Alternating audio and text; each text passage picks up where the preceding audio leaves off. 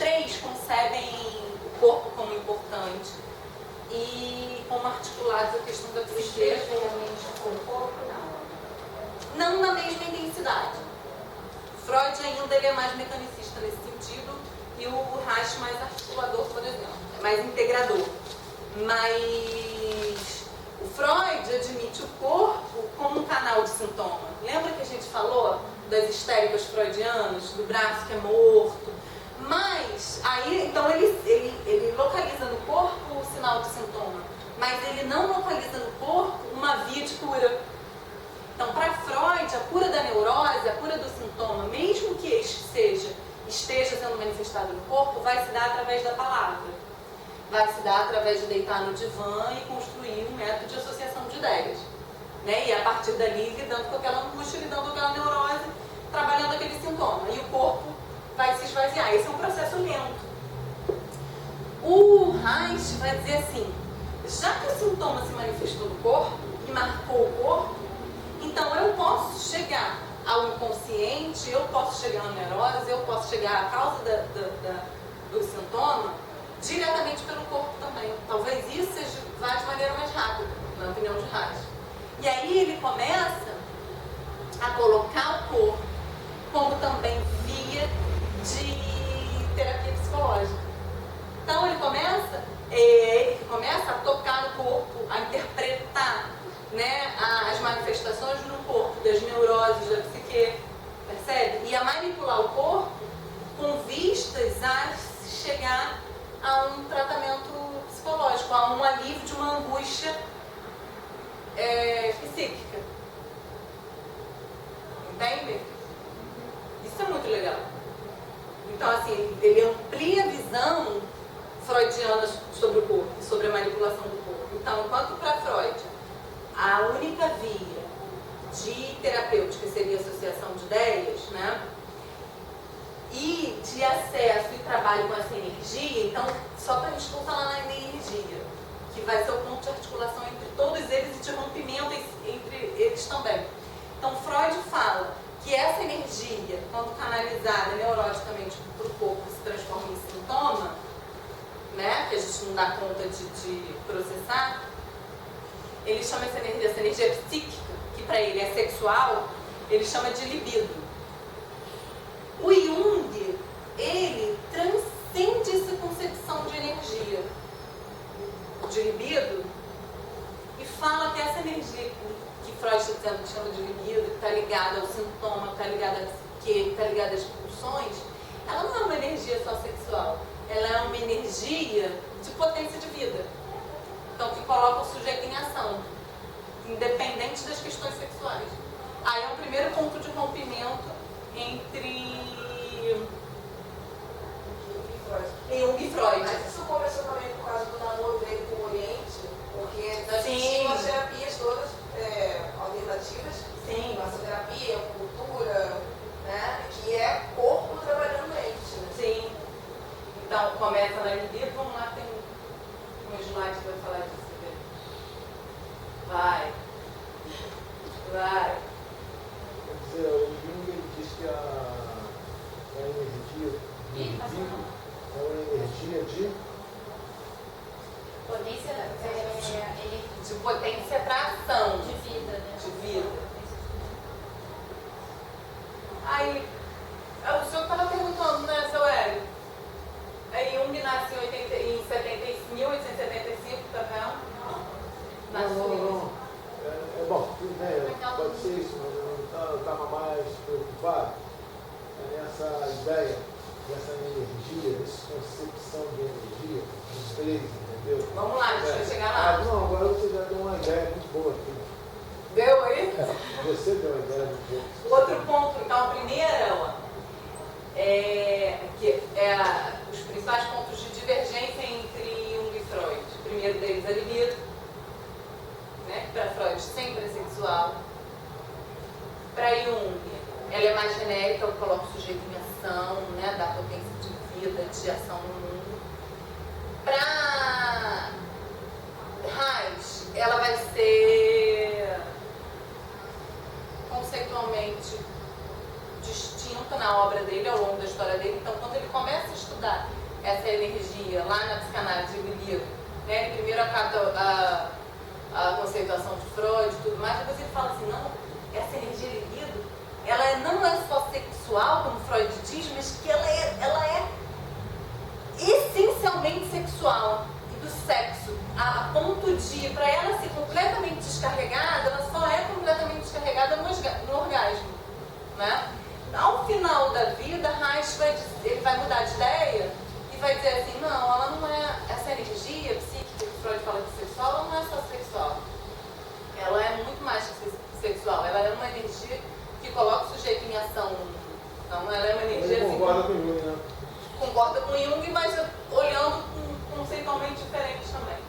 Outro aspecto que o senhor também estava preocupado semana passada era em relação ao inconsciente, que é um outro ponto de divergência. Mas aí com essas que aqui...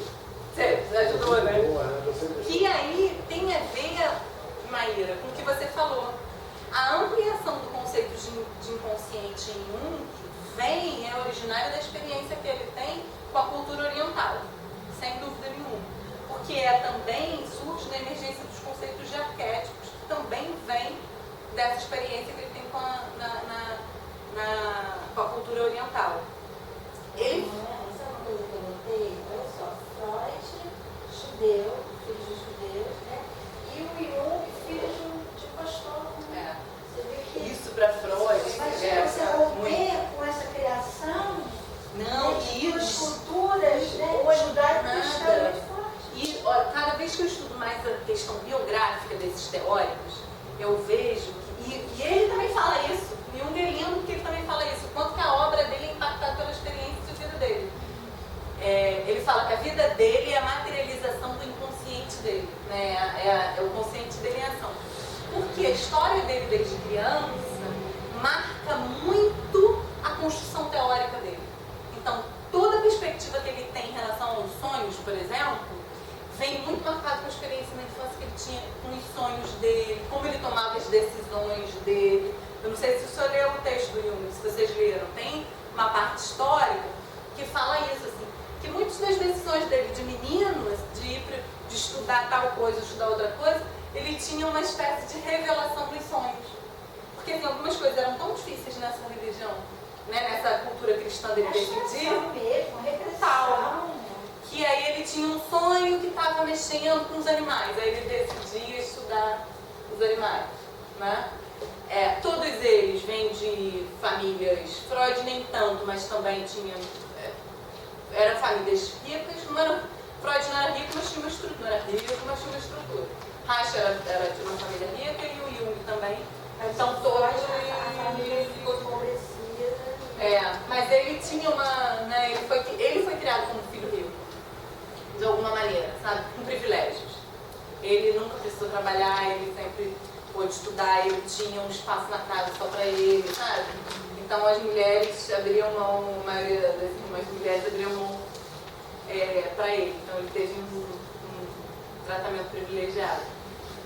Jung tem uma experiência forte com a religião, e em seguida tem uma experiência de romper com a religião, que também é um relato da biografia dele muito legal, que vem através de alguns devaneios. Por quê? Ele era castrado pela religião. Então, assim, vivia numa cultura protestante de endeusamento e valorização de Deus e do cristianismo de um modo geral, né? E a culpa do pecado. Até que ele tem um devaneio e imagina ver uma catedral com o trono de Deus. E aí parece que o Deus faz um grande cocô em cima daquela catedral, destrói. Porque eles estavam num momento de veneração, assim, como é que a gente fala que é a igreja? Instituição. Não, mas da igreja como símbolo mesmo, né? Como uma coisa linda, como um monumento valorizado. E aí, imagina, essa primeira visão é super perturbadora para ele, então ele entra em crise. Criança, sei lá, 12, 13 anos.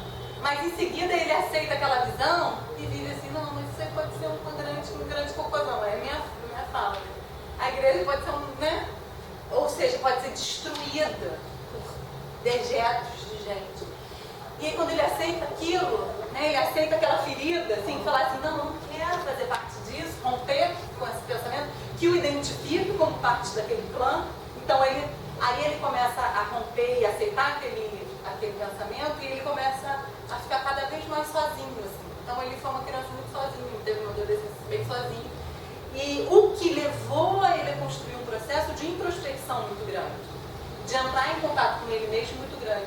O que, sem dúvida nenhuma, na minha opinião particular, fez com que ele pôde ter uma postura na clínica, desde o início da sua atuação psiquiátrica, muito empática com os seus pacientes.